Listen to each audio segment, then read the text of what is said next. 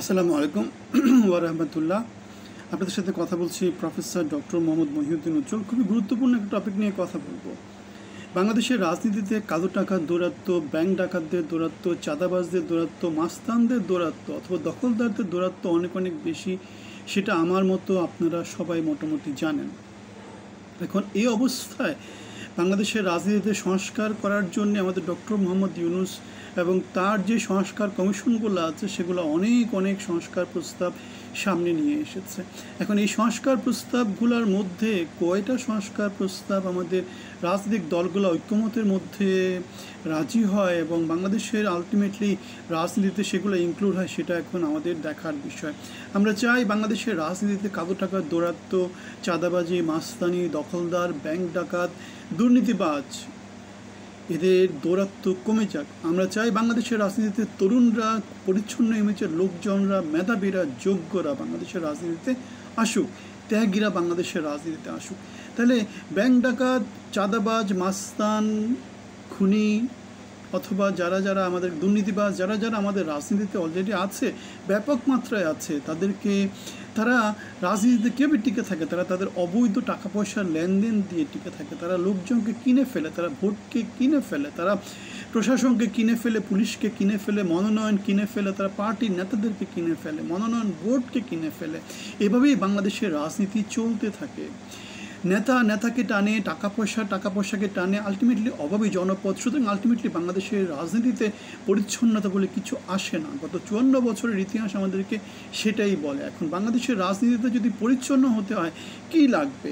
যেটা লাগবে সেটা হচ্ছে, যেহেতু জনগণের টাকা, বাংলাদেশে যত টাকা পয়সা বাংলাদেশের অর্থনীতিতে ফ্লো হয়, সব টাকাগুলো বাংলাদেশের জনগণের টাকা, বাংলাদেশের সরকারের টাকা, বাংলাদেশের জনগণের ট্যাক্সের টাকা, রক্তের পরিশ্রমের মধ্য দিয়ে অর্জনের টাকা। আমাদের নেতারা যে টাকা পয়সাগুলো বিলি করে সেগুলো হচ্ছে চুরি ডাকাতির টাকা, সেগুলো খুনির টাকা, সেগুলো ব্যাংক ডাকাতির টাকা, সেগুলো টাকা মেরে দেওয়ার টাকা, সেগুলো হচ্ছে উন্নয়ন কার্যক্রম না নেওয়ার টাকা, সেগুলো হচ্ছে কি বাজারে চাঁদাবাজি করা, টেম্পো স্ট্যান্ডে চাঁদাবাজি করার টাকা। সুতরাং সব টাকাগুলো চাঁদাবাজদের কাছ থেকে জনগণের কাছে যেতে হবে এবং জনগণের টাকায় জনগণের নির্বাচন, জনগণের প্রতিনিধি করবে। যে জিনিসটা কোথায় হয়? জাপানে হয়, যে জিনিসটা উন্নত দেশগুলোতে হয়।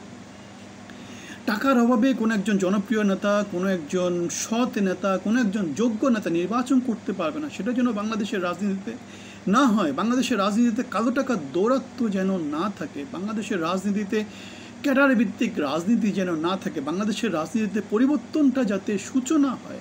আমরা 54 বছরের যে বাংলাদেশে জুলাই আগস্টে হাজার হাজার ছেলেপেলে জীবন দিয়েছে, রক্ত দিয়েছে। 71 সালে লক্ষ লক্ষ মা বোনের ইজ্জতের বিনিময়ে, রক্তের বিনিময়ে বাংলাদেশ স্বাধীন হয়েছে। সেই স্বাধীন বাংলাদেশে আমরা সেই পুরনো সংস্কৃতি আমরা আর চাই না। আমরা চাই না চোর, ডাকাত, বাটপার, লুটেরা, ব্যাংক ডাকাত এরা বাংলাদেশের রাজনীতিতে প্রাধান্য বিস্তার করুক। আমরা চাই যারা সত্যিকার বীর, যারা সত্যিকার ত্যাগী, যারা সত্যিকার মেধাবী, যারা সত্যিকার বাংলাদেশকে কিছু দিতে পারে, যারা বাংলাদেশের জন্য ত্যাগ স্বীকার করেছে, যারা বাংলাদেশের জন্যে মাঠে ময়দানে ফাইট করেছে, তারা বাংলাদেশের রাজনীতিতে আসুক, তারা বাংলাদেশের ক্ষমতাতে আসুক, তারা বাংলাদেশের উন্নয়নের অংশী হোক। আমরা লুটেরাদের, ব্যাংক ডাকাতদের, আমরা চোখ সাজসে যারা মির্জাপুরি করেছে তাদেরকে বাংলাদেশের রাজনীতিতে দেখতে চায় না, বাংলাদেশের ক্ষমতার কাঠামোতে দেখতে চায় না। আপনারা কি চান? আপনারা কি আমরা যা বলেছি তার সাথে ব্যতিক্রম কিছু বলেন? আমাদেরকে মন্তব্যতে জানাবেন। আমরা একটা ব্যানারের কথা বলি, জনগণের বাংলাদেশ, মানবিক বাংলাদেশ, অংশী হবেন।